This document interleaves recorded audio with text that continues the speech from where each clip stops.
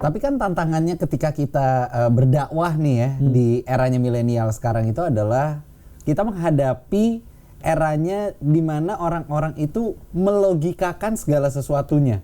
Termasuk agama-agama itu harus sesuai sama logikanya mereka. Iya. Nah itu gimana tuh? Iya, di satu sisi tidak semua dari agama itu bisa dilogikakan kan.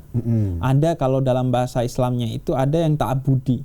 Itu gak rasional emang. Iya. Kenapa ada yang seperti itu? Karena agama ini bukan pemikiran.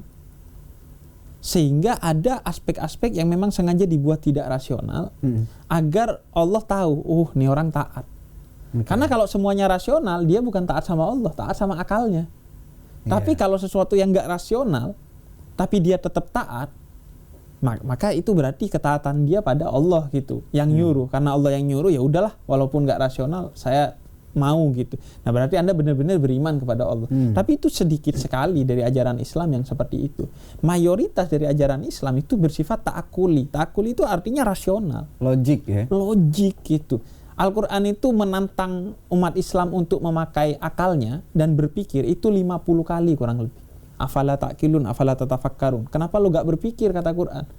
Kenapa lu gak menggunakan akalnya? Bahkan Tuhan dalam Islam, Allah itu memperkenalkan diri pertama kali melalui Nabi Ibrahim secara logik. Karena di zaman Nabi Ibrahim tuh orang kan nyembah matahari, nyembah bulan. Kemudian kata Nabi Ibrahim gini, lu nyembah matahari? Iya. Dan matahari melindungi lu? Iya. Siang doang tapi kan, malam mataharinya kemana? Oh iya ya. Berarti hidup gue gak aman malam. Ya udah gue nyembah bulan. Lah siangnya? Iya ya. Bingung. Ya udah gue nyembah dua-duanya. Berarti ya Tuhan Anda dua. Masa Tuhan dua? Bertengkar dong. Beda pendapat gimana dong? Akhirnya ya udah, gimana dong? Saya punya produk.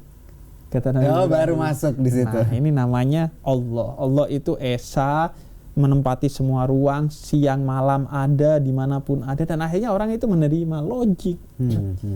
Tapi sekarang sebagian orang, Anda harus percaya Allah. Iya, tapi kok bisa Allah itu ada? Anda sesat. Kenapa berpikir begitu gitu? Gak dijelasin. Nah ini ya orang ya lo gak jelasin ya udah gua enggak aja gitu. Iya. Jadi makanya saya menjelaskan tuh berusaha kalau memang bisa dijelaskan secara rasional, saya jelaskan secara rasional. Gitu. Kalau memang nggak bisa, biasanya saya jelaskan hikmah-hikmahnya gitu. Hikmah-hikmahnya itu artinya kenapa kita misalnya babi haram dalam Islam. Itu kan karena di Quran memang begitu. Iya.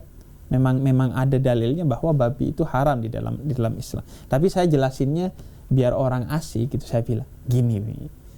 Kalau babi itu dihalalkan dalam Islam, artinya semua orang makan babi. Orang Kristen makan babi, orang ateis makan babi, orang Islam makan babi. Nanti ekosistem babi habis di muka bumi ini.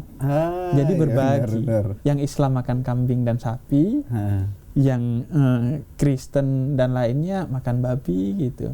Jadi berbagi aja kata saya. Terus atau misalnya, Bib kenapa bir itu haram gitu di dalam Islam? Kata saya karena bir itu minumannya setan. Anda setan atau manusia? Kalau manusia minumnya air gitu. Jadi emang gitu-gitu. setan minum bir, Bib? Enggak, itu kan diasosiasikan. Gitu. Terus nanya beneran. atau misalnya, Bib, tapi ada nggak bir yang halal? Ada kata saya. Bir apa? Birrul walidain. Menghormati kedua orang tua. Birrul walidain. Sama bir peletok. Sama bir peletok gitu. Itu masih halal ya. Masih halal. Jadi emang kan antum nih akhirnya memilih untuk berdakwah di tongkrongan anak-anak muda. Emang di situ keputusan antum sendiri untuk mencari tantangan, berusaha untuk menyadarkan mereka, atau ada panggilan apa sih kok mau nongkrong di situ? Enggak, awalnya kan di masjid. Di masjid saya tanya jadwal khutbah Jumat, ada nggak slot yang kosong? Wah, setahun sudah penuh. Waduh, kata saya nggak punya slot nih ternyata. Enggak sih, itu bercandanya gitu. Kirain beneran. Ente nih ngomong bercanda aja, akhirnya serius. Nah itu Muslim sering nggak ketawa karena wah kayaknya serius nih. Enggak. Jadi saya tapi seriusnya gini. Masjid itu kan sudah banyak. Lu coba cek deh masjid. Itu slot khutbah Jumat kadang 2 tahun udah penuh. Udah ada yang ngisi gitu. Dan satu ustadz rata-rata punya jatah setahun 2 kali. Bahkan di masjid-masjid yang hype gitu. Masjid hype. Ada Supreme-nya dong. Jadi itu cuman jatah satu ustadz itu satu kali gitu dalam setahun gitu. Di sisi lain rata-rata orang itu tidak mendapatkan insight tentang agama tidak dari masjid. Karena di masjid rata-rata tidur, kan tadi yang gue jelasin gitu, rata-rata capek gitu di masjid. Kemudian ya itu mereka rata-rata ke masjid itu untuk beribadah lah. Nah rata-rata mereka kemudian pertanyaan-pertanyaan yang sebenarnya pun yang menjadi kegalauan mereka itu nggak berani ditanyain di masjid. Misalnya gitu tadi, apa hukumnya sholat tapi maksiat jalan? Anda nggak diceramain, dipentung, iya pakai pegangan Jumatan itu, pegangan khotibnya gitu.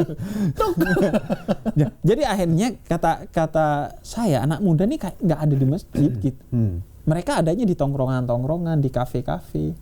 Nah kalau ngajak mereka ke masjid nggak mau, nggak banget. Masjid itu bukan gua banget gitu bagi mereka. Maka dan saya merasa saya yang lebih dewasa dari mereka dalam urusan keislaman. Akhirnya saya yang mengalah.